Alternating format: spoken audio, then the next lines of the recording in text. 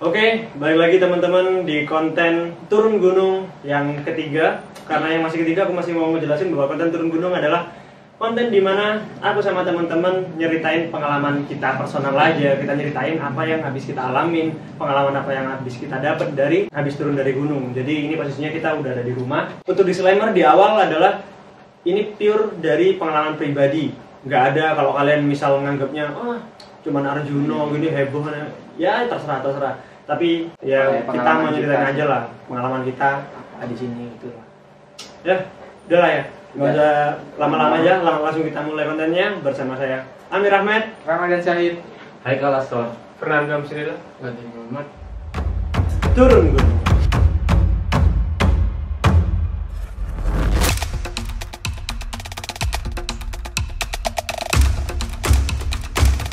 Nah, jadi kita barusan turun dari Arjuna via Purwosari. 2 hari, kita berangkat hari Minggu, pulang hari Selasa. Ya? Iya. Awal sebelum masuk ke horor, ada nanti horornya. Jangan khawatir. Aku mau nyeritain dulu pengalamannya aja. Kesan-kesannya aja dulu lah. Kalau aku sih, kan pernah aku ke Putuk Lesung. Jadi kayak pos 2 terus cuma 15 menit dari pos 2 itu Putuk Lesung belok kanan gitu. Kalau dari pos 1 sampai Putuk Lesung sih udah familiar aja sama treknya.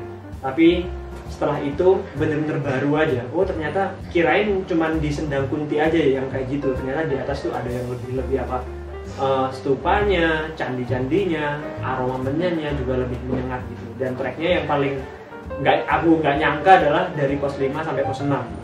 Pos 5 sampai pos 6 tuh kayak aku menganggapnya enteng aja.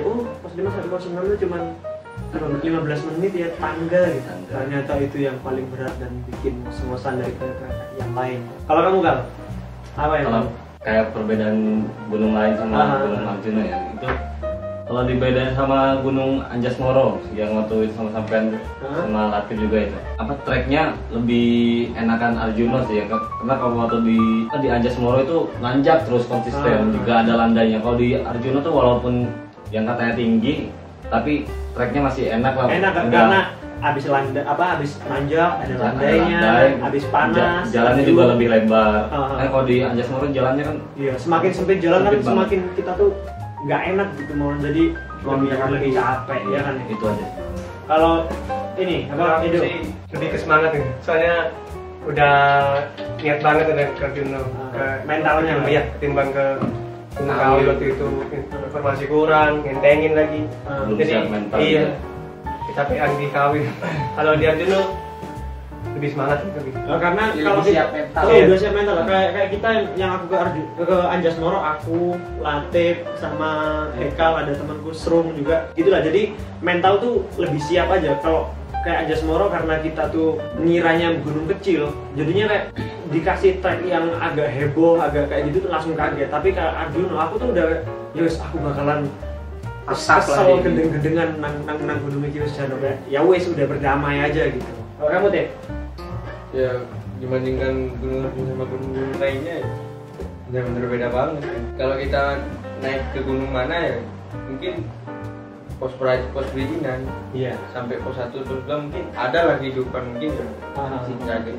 Tapi kalau Arjuna sampai pos 5 masih ada kehidupan, bener-bener kita kayak masih ada petani-petani juga kan. ada orang menetap di sana juga kan ya. Bahkan ada WC di pos 5 terakhir itu ada mata air dan WC. Kalian nggak perlu ngerok kemana-mana. Kalau kamu udah? Iya, suasana pasti lah.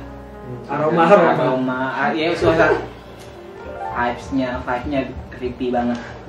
Sebenarnya patung sih itu seni ya, tapi bukan masalah patungnya sih, tempat yang kan ada di hutan kan kayak sama banyak petilasan juga. Kalau ke patungnya aku nganggapnya itu seni. Ada menyan-menyan. Iya, bau-bau menyan juga, itu yang ngebedain banget sih. Terus dingin ya, dinginnya. Ya dingin sama aja. Kenapa? Aduh gak dapet beda ya. Jadi ini record kedua teman-teman. Jadi jokesnya Madon sudah basi. Tadi ada kesalahan teknis. Nah, gitulah ya. Mau sampai dipaksa nggak usah. Takut gak lucu. Jadi udah lah ya. Ini secara pengalaman personal kita udah nyebutin semuanya. Sekarang masuk ke Horor. Nah, sekarang Aku mau ngasih konteks dulu. Jadi kita tuh naik dari pagi jam setengah 10, jam 9 gitu. Jadi nanti ini kejadian-kejadiannya aku bagi berdasarkan tempat dan tempatnya. Tempat dan waktu timeline-nya gitulah.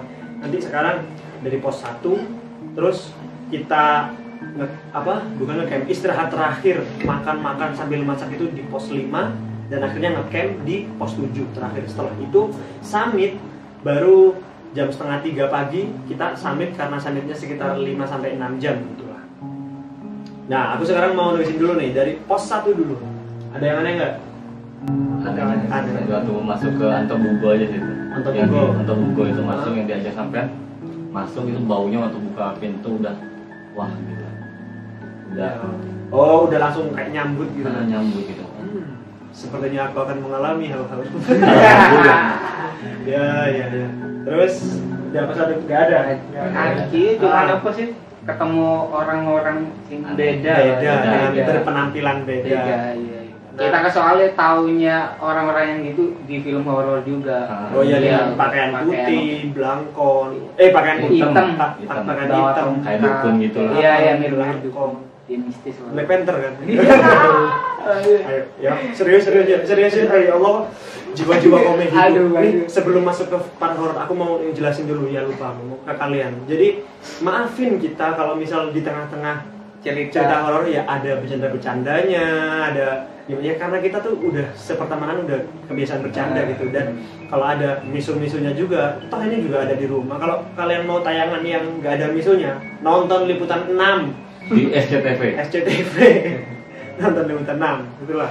Sekarang pos 2 ada yang Kunti di situ. Ada yang ngerasain sesuatu? Yang Kunti. Yang Kunti? Dewi Kunti. Sendang Dewi Kunti. Iya. Gak ada ya? Gak ada yang di pos 3 sebenarnya agak-agak creepy juga. Iya. Baunya yang pos 3 apa? Pos 3 yang Sakri. Oh ya Sakri. Enggak ada yang ingat namanya. Enggak ingat pos 3. Pos 3 itu ya sing sebenarnya emang ada creepy. Ada petilasan, ada bubuk. Aku bertiga sama Latif sama Salman. Jadi kita tuh bukan berlima ya. Bukan berlima, kita berenam jalan di situ. Ada Salman, dia kerja sekarang. Ada anaknya lain yang ada tempat kayak ada pos rondanya itu. Aku sempat buka juga, sempat sama Latif sama itu sempat buka. Kan nggak ngerasain aneh-aneh deh. Ya mampu itu. Iya.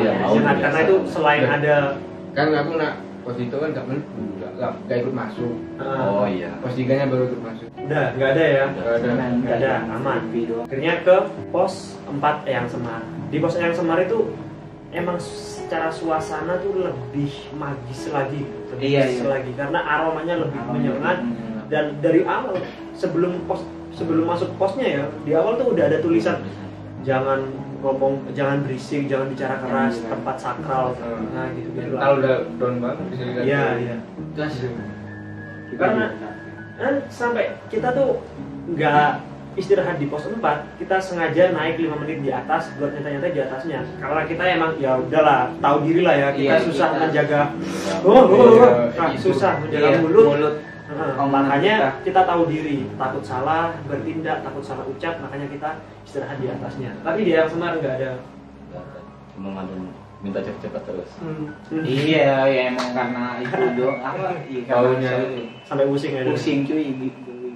Udah. Setelah itu baru menjelang agak sore, sebenarnya belum sore-sore banget gitu. Kita di pos 5. Cuman karena bekal nasi kita ketinggalan, jadinya kita masak dan makan di situ di pos 5. Karena di situ ada mata air sama yang kata tadi ada WC juga.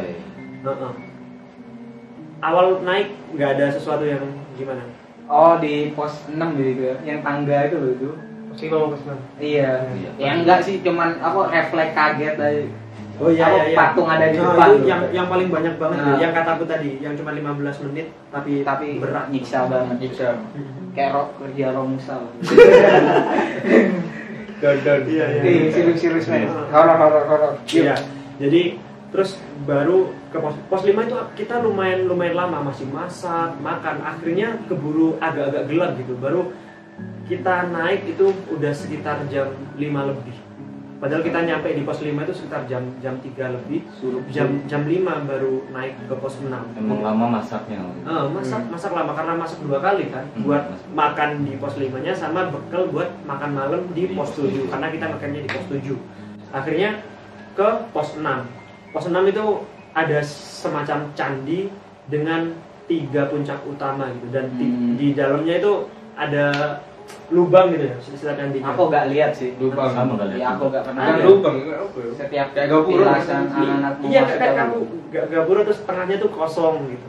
Itu ada 3 di sini. Dan mitosnya adalah siapa yang bisa ngelewatin ngelewatin lubang itu, set gini permintaannya akan dikabulkan. Jadi misal kalian mau kaya gitu, ya bisa, asalkan gaji UMR. Ya itu. Jadi kita tuh ngecamp di pos 7. Jadi itu udah maghrib. Di pos 6 nggak ada kan, Rek? Nggak ada. Nah, baru kita naik ke pos 7. Itu kita udah maghrib lah ya, senja. Yang aku rasain Hekal secara fisik udah mulai down banget dari situ. Ngeranjau tuh. Aduh, inget. Serius, gak mau sini bangsat. Haikal lemes. Ya, terus baru ke pos 7. Kita ngecamp. Kita tuh nyampe sekitar jam 7. Ada 7 kan kita ngecamp bermalam di Uno lah yo. Aku sih udah ngerasa sih dari pos 7. Wis mulai pos 7 ini ya. Iya. Apa yang kamu rasain? Pertama kalian pada ngerasa nggak sih kalau aku ngerasain pas kita makan kan spesifik pas di samping Amir kan ini Amir aku kiri, selalu kiri sebelah. Iya pas itu. Yuk ini roll terus kan. Oke, sorry kesalahan teknis. Iya. Sekarang Madon tadi tadi sampai spesifik di samping kiri Amir.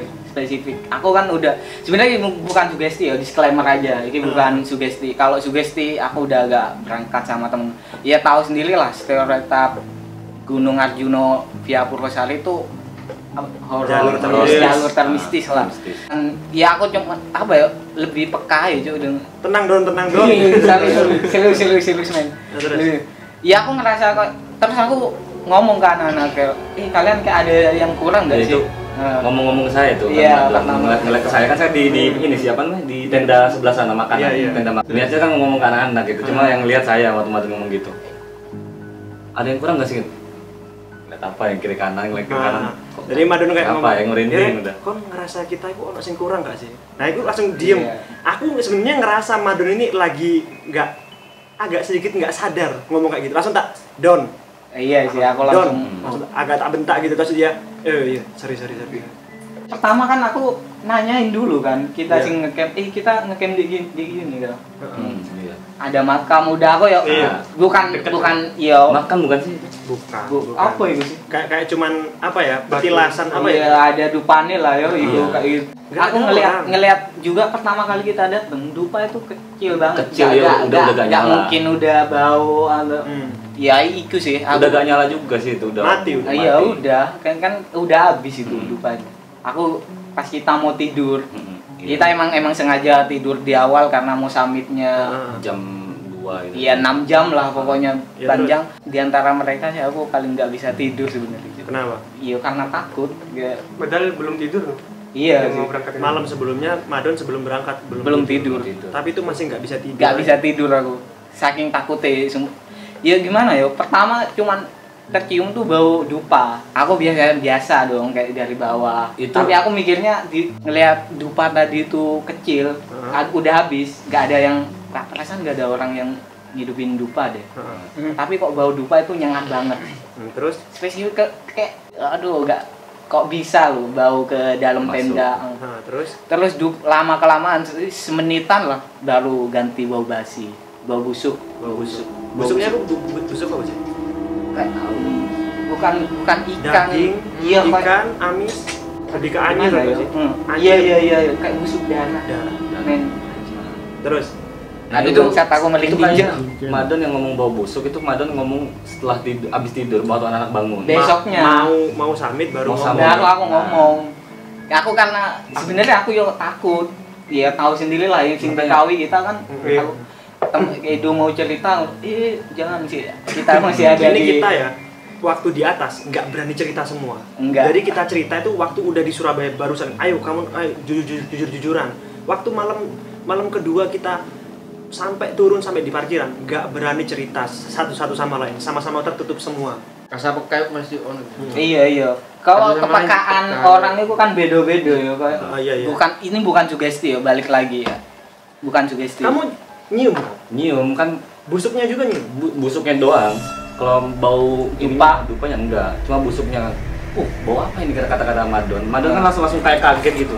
Bau apa ini? Anak masih beres-beres yang buat naik ke atas itu, buat tas siapa aja. Saya sama Madon, saya kan baru bangun tuh. Madon langsung bau apa ini?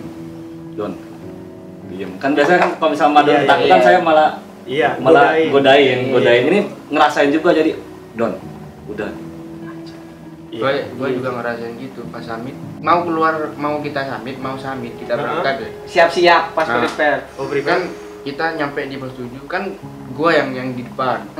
Itu di belakang centerin, kita nyari tempat tenda. Kan anak di belakang itu. Iya. Suruh nyari lahan buat ngecamp. Saya paham kalau Madon tuh pasti gak mau deket-deket sama petilasan. Akhirnya ada lah kayak lahan agak jauh dari tempat petilasan itu.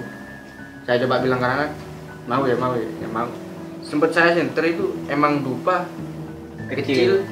Itu pun baunya udah gak sebau-bau kayak itu udah mati cuy. Aku yang ngelihat udah mati cuy. Tapi masih ada baunya tapi sedikit. Ya pas kita samit itu bener-bener dupa utuh.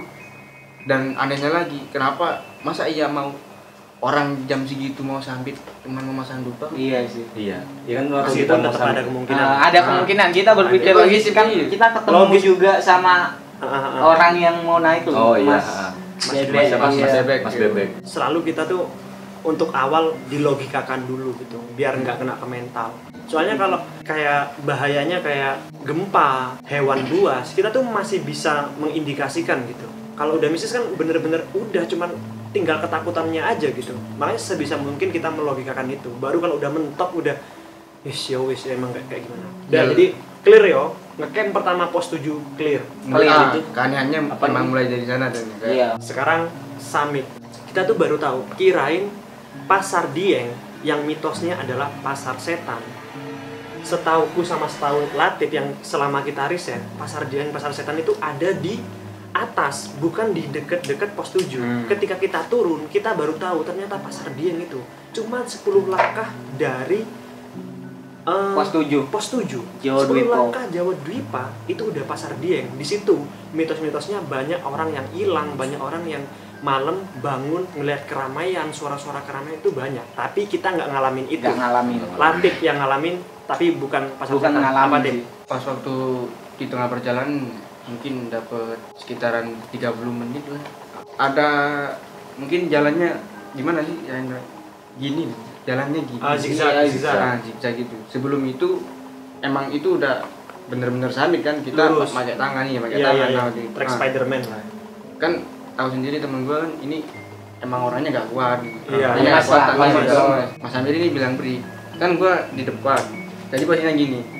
Ini saya, Edo yang megang center, Haikal gak megang, Salman megang center, Madon gak megang, Mas Amir megang. Kayak center itu di zigzag. Nah, memang paling terang itu centernya si Edo kan. Si Edo belakangnya Haikal ya. Gue emang depan. Iya. Kan emang setiap gunung emang gua paling depan. Emang gua yang riset gua. Anak-anak sebelum tahu bahwa di sana itu pasar setan, saya sebenarnya udah tahu udah riset. Ada di YouTube itu pas waktu di pasar yang dia ngejelasin sini nih kalau di Via Tretes sini nih bersampingan sama Alas Lali Jiwo. Dulu pasar dia Alas Lali Jiwo. Salahnya gue itu informasi nyari informasi tapi malah ketemunya yang mistis. Pas waktu itu Samen bilang break Haikal. Saya masih jalan, beberapa langkah saya masih jalan. Kan yang nyenterin itu. Pas center itu udah adep ke Haikal kan, saya udah gelap kan di depan. Otomatis kelihatan Haikal. Terus saya noleh ke belakang, saya berdiri gini di batu besar, saya masih. Jadi Haikal ada di bawahmu tuh ya? Itu Iya adep dong. ke saya, kan otomatis nyentrong. Iya, silau. Haikal itu adepnya gini. Gini Orang capek. posisinya Haikal gimana gini, capek kan? Ini apa? Ruku. Oh iya. Ada batu Haikal gini. Sama sini ya. Nah, gini. Kan gimana ya, kayak nyentrong dulu nih. Belakang pasti gelap kan ya, kayak kesentrong senternya itu. Pas saya lihat ke belakang, saya masih berdiri di batu. Kayak ada siluet orang. Siluet orang. Modelnya gini, Haikal kan gini. Orang ini berdiri tuh. Kayak gimana ya? Haikal ini sudut ke orangnya. Deskripsiin apa siluetnya di itu. depan Haikal apa di belakang Haikal? Di depannya Mas, di depan. Apa orang itu adepnya ke Haikal. Haikal kan waktu gini. Nah, pas saya mungkin saya udah nggak sugesti kan. Aku iki wis delok nang kene di bawah kene iki horor. Oh, bener. Aku udah tahu karena Iya. ini pasar Dieng gitu. Paling sugesti. Saya balik badan. Alasan saya nyari-nyari jalan gitu. Iya. Ada pelang, masing-masing ada pelang. Saya noleh lagi ke belakang, itu orang udah gak ada. Sosok itu ya. Sosoknya gimana? Jelasin. Kamu tahu pas drama-drama 17-an baju putih. Nah. Bajunya orang-orang dulu. Ya aku yang pakai baju putih. Oh, baju putih kayak orang-orang pejuang gitu ya. Dan rambutnya itu putih. Rambutnya itu putih. Kayak veteran perang gitu. Iya, kayak itu, Mas. Iya. Pas gara-gara itu udah mental kena tuh ya. Sebenarnya saya mau sempet ke depan ya. Iya sempet ke depan. Takut nyasar, kan saya yang nyari informasi di sini. Saya ke depan lagi. Ini pohonnya kayak Mau patah. Iya, mau patah, tapi batangnya tuh udah gini kayak. Jadi kebelah dua itu ya, dua. hampir Iya. mau roboh lah ya. Mau roboh tapi Kebelah dua jadi kayak kaki gitu kan. Nah, ya kena sugesti juga kan gitu kayak. Saya tahu itu belok kanan pas ngiri. Karena ke kalang pohon Mas kayak gitu. Iya. Jalan ini kalang pohon, jadi melipir ini. Pas saya lihat bawah, pas lihat di depan, ya Kayak kaki besar. bukan lagi men, kayak udah bener-bener orang tergantung. Saya sempet jerit kan, astagfirullah ini. Oh. Aduh ya bro. Takut anak-anak mental tuh nih. Saya bilangnya ini saya kaget gara-gara pohon. Emang bener-bener pohon, tapi pas ketemu pohon yang kayak gitu kaget saya sempet jerit. Astagfirullah. Iya. Anak-anak lu kok kenapa tuh? Pohon Mas. Ulang-ulang iya. iya cuk, bangsat. Saya sempet bilang kayak itu tuh ya. Iki lu tuh. Enggak kan itu posisi yang kamu di situ itu posisinya belakangnya kamu saya masih. Iya. Pas dia tuh ngomong astagfirullah, kamatin kaki sambil dipegang gini kaki gitu. Goblok cuk, sampai megang cuk. Enggak emang dipegang sama dia langsung Iya. kayak kaki gitu. Udah. Jadi itu sama-sama terus lalu kita matahari muncul, Udah. kita summit, itu kita baru ngelewatin. Nah, kalian kalau baru tahu setelah nanti kita ngelewatin Pelawangan di mana ada jalur kalau kita ke kiri itu jalur yang pendaki untuk via Lawang, Arjuna via Lawang. Kita dari arah sininya gitu lah. Nah, setelah jalur itu namanya Alas Sukmo Ilang. Kalau kalian ke sana, kalau ada orang yang manggil nama kalian, jangan noleh. Katanya ini mitosnya adalah kalau sampai noleh, jiwa kalian hilang. Udah, Pulang benar-benar. bisa Pulang. gila atau Gila. nggak bisa hilang, nggak bisa hilang, nggak bisa pulang atau gimana. Nah, di situ